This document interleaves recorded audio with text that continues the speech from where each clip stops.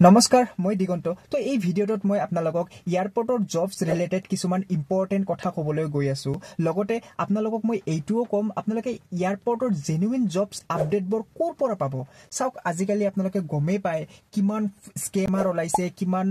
agent ওলাইছে যিবোৰে এয়াৰপৰ্টৰ জব দিয়াৰ নামত বহুতো পইচা খাই আছে তো এই সকলৰ পৰা আপোনালোকে কেনেকৈ দূৰত থাকিব আৰু সঠিক জবৰ আপডেটবোৰ ক'ত পাব কেনেকৈ বিচাৰিব এনেকুৱা কিছুমান কথা মই আপোনালোকক এই ভিডিঅ'টোৰ যোগেদি জনাবলৈ চেষ্টা কৰিম তো আশা কৰিছো আপোনালোকে ভিডিঅ'টো শেষলৈকে চাব তো বলক আমি ভিডিঅ'টো এতিয়া আৰম্ভ কৰো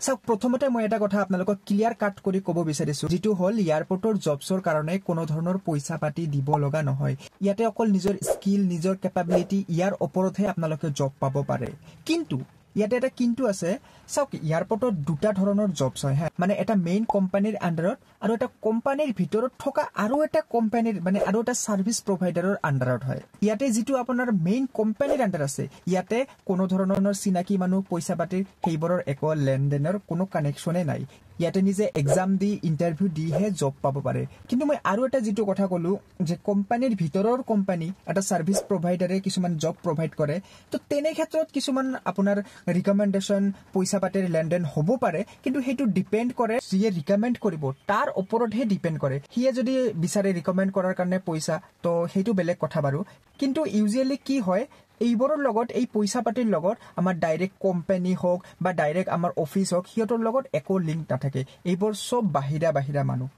তো মই এটা কথা ক'ব বিচাৰিছো আপোনালোকক এয়াৰপৰ্টৰ জবছৰ নামত যদি আপোনালোকৰ পৰা কেতিয়াবা পইচা খুজে হেতু 500 হোক বা 5000 হোক বা 10000 হোক আপোনালোকে নিদিব কাৰণ হিয়তৰ হেতু কেপাসিটি নাই যে আপোনালোকক হিয়তে জব দিব পাৰিব আজিকালি এই স্কেমাৰ বা এই এজেন্ট বৰে মানে থাৰ্ড পাৰ্টি যিবোৰ মানুহ আছে হিয়তে জবছৰ নামত কিমান পইচা খাই আছে হিয়তে কয় জব দিম তাৰ পিছত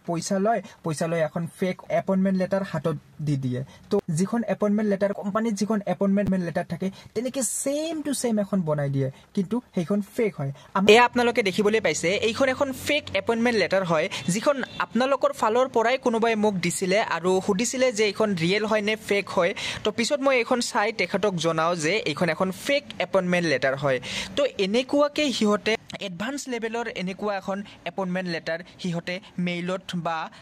হাৰ্ড কপি প্ৰভাইড কৰে আমাৰ অফিসতে তেনেকুৱা কিমান এপইন্টমেন্ট লেটাৰ লৈ কিমান ক্যান্ডিডেটে আহিছে যে এনেকে আমি ইন্টাৰভিউ দিছো তাৰ পিছত এপইন্টমেন্ট লেটাৰ দিছে যিখন কমপ্লিটলি ফেক হয় তো আপোনালোকে কেনেকৈ গম পাব কোনটো ফেক কোনটো ৰিয়েল তো এতিয়া আহো আমি আসল কথা লৈ তো আপোনালোকে কেনেকৈ গম পাব ৰিয়েল জবছ আপডেট তো চাওক ইয়াৰ কাৰণে আপোনালোকৰ দুটা উপায় আছে এটা হল আপুনি এয়াৰলাইন্স কোম্পানীবোৰৰ অফিচিয়েল ৱেবছাইটটো চাই থাকিব লাগিব যেতিয়াই কোনো এয়াৰলাইন্স কোম্পানীয়ে ভেকেন্সি ওলাব হিয়তে ফাৰ্স্ট কি কৰিব হিয়তৰ ৱেবছাইটত আপডেট দিয়ে